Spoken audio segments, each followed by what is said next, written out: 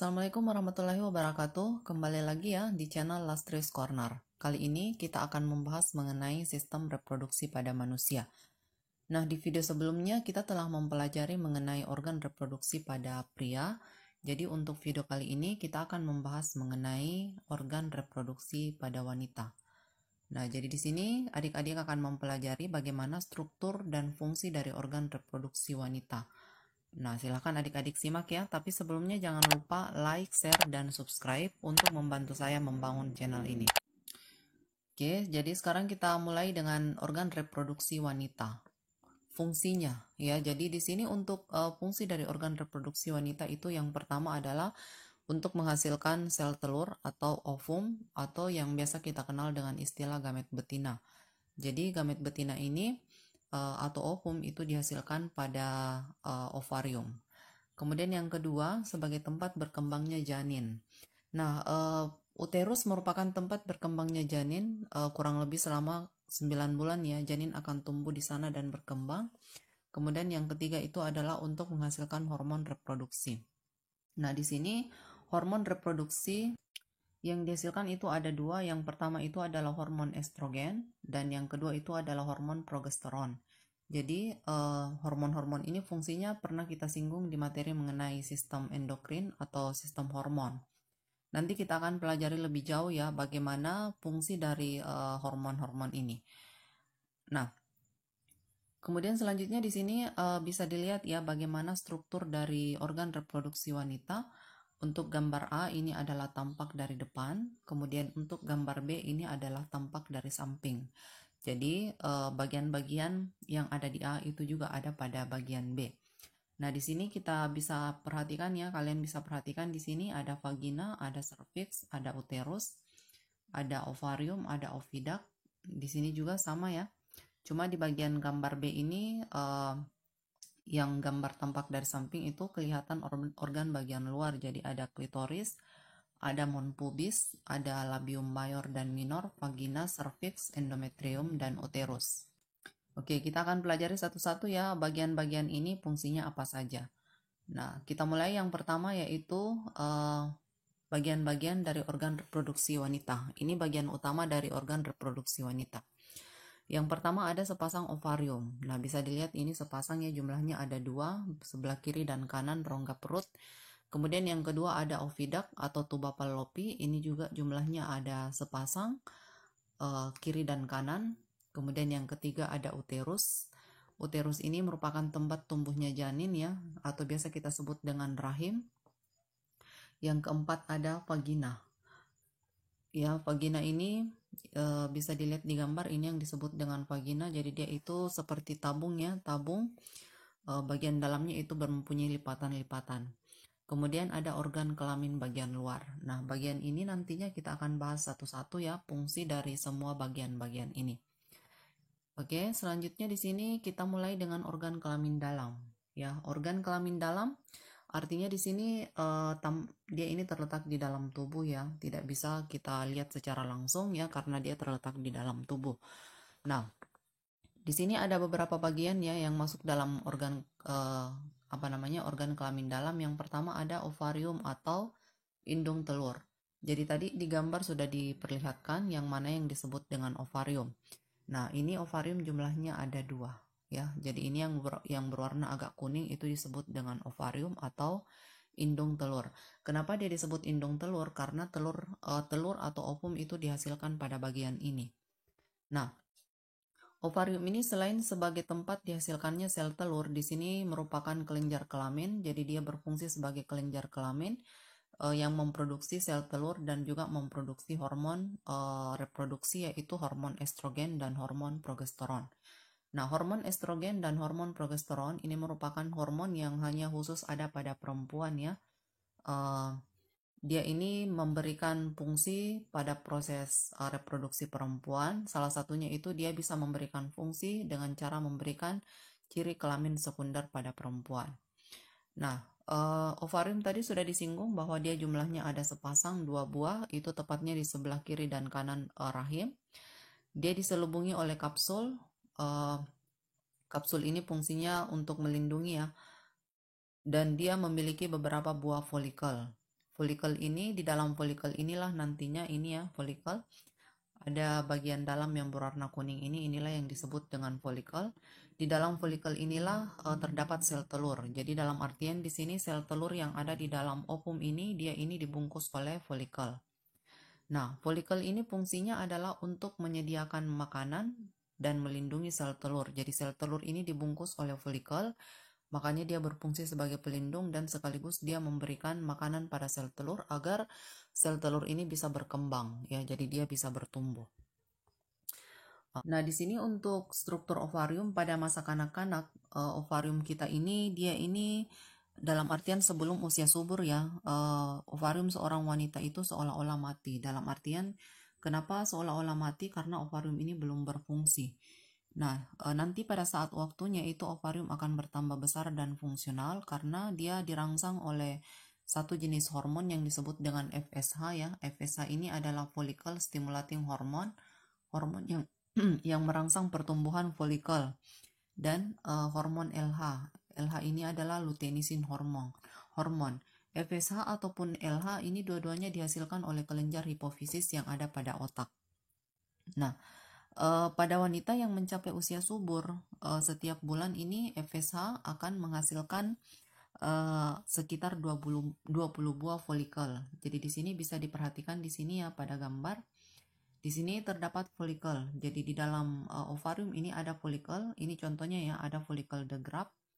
Ini folikel tersier. Jadi ini di dalam ovarium ini terdapat sekitar 20 folikel itu setiap bulannya. Nah, di dalam folikel ini ada sel telur. Jadi sel telur ini dibungkus oleh folikel. Jadi itu sekitar 20 buah.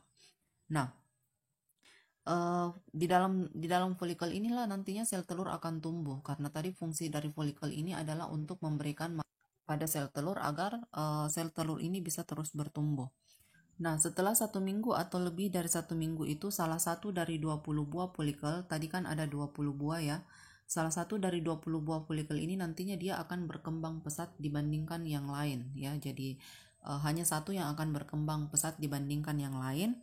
Nah, selanjutnya sisanya itu yang 19 itu nantinya akan mati. Jadi yang bertumbuh itu cuma satu. Ya, inilah nanti yang akan mengalami peristiwa ovulasi.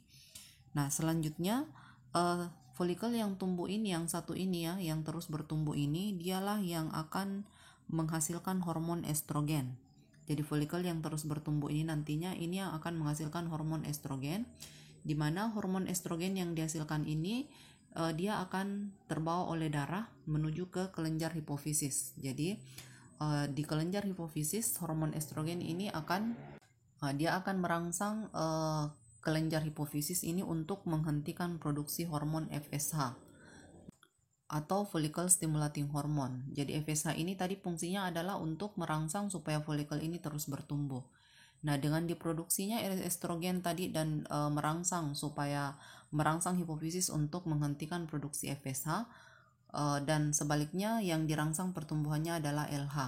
Nah, dengan terhentinya produksi FSH ini, maka selanjutnya 19 buah folikel yang tadi itu nantinya bakalan mati. Jadi dia tidak berfungsi lagi ya.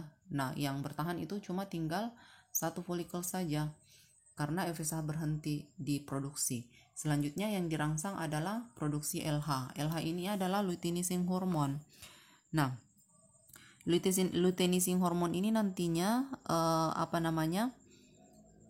nantinya dia akan merangsang folikel ini ya, folikel yang bertumbuh dengan pesat tadi, yang satu itu ya, folikel yang tumbuh dengan pesat tadi.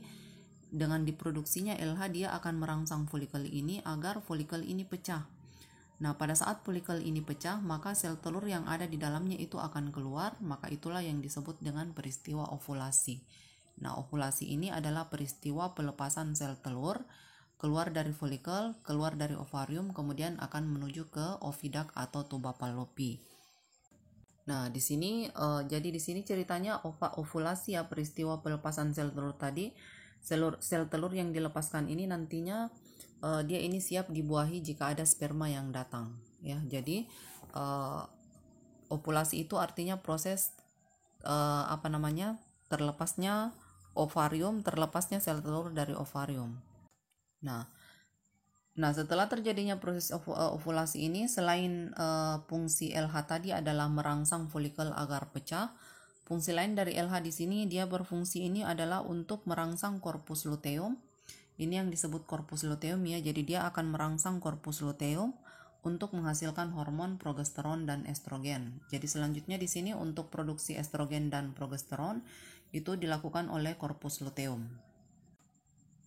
Nah, oke ya. Jadi selanjutnya di sini kita masuk ke bagian yang kedua dari organ dalam, yaitu oviduct atau tuba fallopi atau biasa kita sebut dengan saluran telur. Nah, oviduct ini bisa dilihat pada gambar ya. Ini yang disebut oviduct. Dia ini berupa tabung, ujungnya itu berjumbai. Nah, ujung dari oviduct ini berbentuk corong berjumbai, itu kita sebut dengan fimbriae. Ya, jadi fimbriae ini dia itu mirip seperti tangan ya, dia mirip seperti jari-jari. Fungsinya itu apabila ada ovum yang keluar dari ovarium, apabila ada ovum yang terlempar pada peristiwa ovulasi, maka fimbriae ini akan berfungsi untuk menangkap ovum tersebut sehingga ovum ini akan masuk ke bagian ini. Ya, jadi dia akan masuk ke dalam tuba fallopi atau saluran telur. Nah, fungsi dari oviduct ini adalah berfungsi untuk menyalurkan sel telur ke uterus atau rahim dengan gerakan peristaltik. Jadi gerakan peristaltik ini gerakan mendorong dan dibantu oleh gerakan silia yang ada pada dinding-dinding dari tuba fallopi ini. Nah, selain itu tuba fallopi juga ini berfungsi sebagai tempat terjadinya fertilisasi. Fertilisasi itu artinya pembuahan, ya, fertilisasi pembuahan. Jadi di bagian tuba fallopi inilah, di bagian ini ya, di bagian saluran inilah nantinya sel telur dan sperma akan bertemu dan akan terjadi proses pembuahan. Nah, setelah terjadi pembuahan maka selanjutnya dia akan berjalan menuju ke rahim, ya. Oke. Nah, di sini selanjutnya di sini ada uterus atau rahim. Uterus atau rahim ini fungsi utamanya ini adalah sebagai tempat berkembangnya embrio. Nah, bisa diperhatikan pada gambar ya di sini ya. Ini gambar bagaimana struktur dalam dari uterus. Jadi uterus ini fungsi utamanya adalah tempat berkembangnya embrio. Nah, selama kehamilan ini uterus bisa mengembang sampai 500 kali. Nah, sebelum melahirkan, seorang wanita itu panjang uterusnya hanya berkisar sekitar 7 cm panjangnya dan lebarnya itu 4 sampai 5 cm. Jadi dia ukurannya sangat kecil. Dan beratnya itu hanya sekitar 20 gram. Itu sebelum wanita hamil atau melahirkan. Tapi walaupun organ rahim ini kecil, tapi di dalamnya lah manusia berkembang ya. Jadi manusia berkembang dengan jumlah sel itu sampai triliunan sel. Nah, di sini bisa dilihat ya bagaimana struktur dari rahim. Nah, rahim bawah itu mengecil ini ya yang disebut dengan cervix. Inilah yang paling sering juga banyak terjadi gangguan, contohnya misalnya kanker serviks ya. Ini paling rawan terkena kanker serviks pada wanita. Kemudian rahim itu ada 3 lapisan. Yang pertama itu paling luar disebut dengan lapisan perimetrium. Ini merupakan lapisan paling luar. Karena dia paling luar, perimetrium ini berfungsi sebagai lapisan pelindung. Kemudian yang kedua adalah myometrium. Myometrium ini biasa juga kita sebut sebagai otot rahim yang ini ya. Myometrium ini biasa kita sebut sebagai otot rahim. Ini sangat membantu pada proses melahirkan karena dia bisa berkontraksi.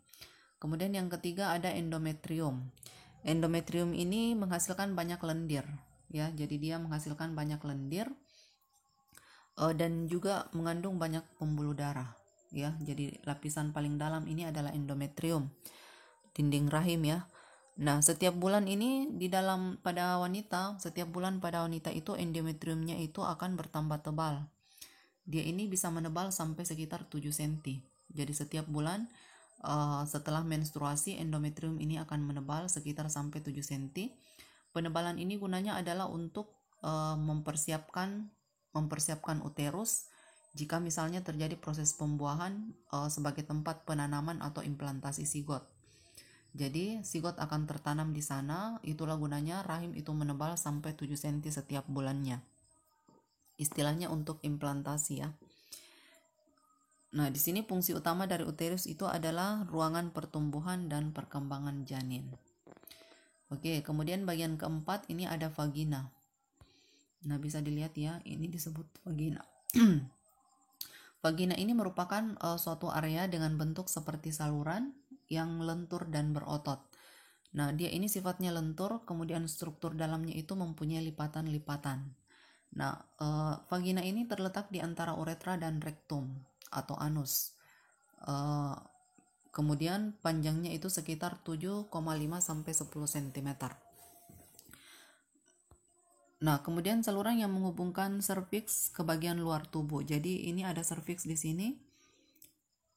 Vagina ini berfungsi sebagai penghubung ya, penghubung antara serviks dengan bagian luar tubuh atau uterus dengan bagian luar tubuh. Nah, fungsi dari vagina itu ada beberapa fungsinya ya. Yang pertama itu adalah tempat penis menyalurkan sperma pada saat terjadi kopulasi. Kemudian yang kedua itu adalah sebagai jalan keluarnya bayi pada proses kelahiran, dan yang ketiga itu sebagai jalan keluarnya darah haid pada saat terjadi menstruasi. Nah, struktur dalam vagina itu dia memiliki banyak lipatan. Jadi bisa diperhatikan di sini di gambar. Dia mempunyai banyak lipatan. Lipatan-lipatan ini fungsinya itu adalah untuk memperluas daerah permukaan bagian dalam vagina, sehingga pada saat untuk kelahiran ya itu memudahkan bayi keluar ya. Jadi dalam artian dia bisa melebar. Jadi dengan adanya lipatan-lipatan ini maka vagina itu bisa melebar. Nah, kemudian selanjutnya di sini bagian yang kelima ada yang disebut dengan himen. Nah, himen ini merupakan bagian luar, biasa juga kita sebut dengan istilah selaput darah. Ya, selaput darah ya. Lapisan mukosa yang mengelilingi atau menutupi sebagian dari muara vagina. Jadi banyak yang berpendapat bahwa himen ini menutupi lubang vagina secara full. Nah, sebenarnya tidak ya. Himen ini sebenarnya dia tidak menutupi secara keseluruhan lubang vagina, jadi dia itu hanya menutupi sebagian dari muara vagina saja. Oke, selanjutnya ya kita masuk ke organ kelamin luar. Nah, di sini bisa diperhatikan ya organ kelamin luar, artinya organ kelamin ini bisa kelihatan dari luar ya, bisa kita lihat secara langsung karena dia terletak di luar tubuh, bukan di bagian dalam. Yang pertama ada klitoris, ini ya klitoris atau clentit. Nah, klitoris ini dia mempunyai struktur yang sama dengan penis ya. Kenapa disebut struktur yang sama? Karena seperti halnya penis itu mampu ereksi ya, mampu ereksi atau menegang, maka klitoris ini juga mempunyai sifat seperti itu. Jadi klitoris ini dia mampu ereksi ya, dalam artian dia bisa menegang apabila terjadi rangsangan. Nah, kemudian yang kedua vulva. Nah, vulva ini merupakan terdiri atas dua ya, ada labium mayor dan ada labium minor. Labium mayor ini bisa dilihat di sini ya, labium mayor ini berukuran besar dan dia mengandung banyak lemak. Nah, jadi dia berlapis lemak. Sedangkan labium minor ini terletak di bagian dalam dari labium mayor. Dia ini tidak mempunyai lemak ya, jadi dia tidak dilapisi lemak. Dia merupakan lapisan kulit tipis dan halus yang sangat lembut ya. Dia ini ada satu pasang ya, jadi ada dua buah. Jadi dia terletak di bagian dalam dari labium mayor. Nah, kemudian ada lubang saluran kencing atau uretra. Ini bisa dilihat ya, saya hapus dulu. Ini uretra di bagian ini ya. Jadi uretra ini merupakan lubang saluran kencing. Berbeda dengan pria, pada pria itu uretranya berfungsi sebagai saluran kencing dan sebagai tempat keluarnya sperma. Sedangkan pada wanita ini berbeda ya. Tempat keluarnya urin itu berbeda dengan tempat keluarnya darah haid atau tempat lahir, tempat keluarnya bayi ya. Jadi uretra di sini mempunyai saluran tersendiri. Nah, lubang vagina, di sini terdapat lubang terluar dari vagina ya, yang tadi ditutupi sebagian oleh himen atau selaput darah. Kemudian ada fundus atau lipatan paha. Ini ada bagian-bagiannya di sini ya, ada di sini anus, ada rektum ya, ini merupakan saluran pencernaan. Jadi kalau kita perhatikan ini dia terletak di belakang, sedangkan organ reproduksi itu terletak di bagian depan. Oke, kemudian saya kira cuma sampai di situ ya untuk materi mengenai sistem organ reproduksi pada wanita.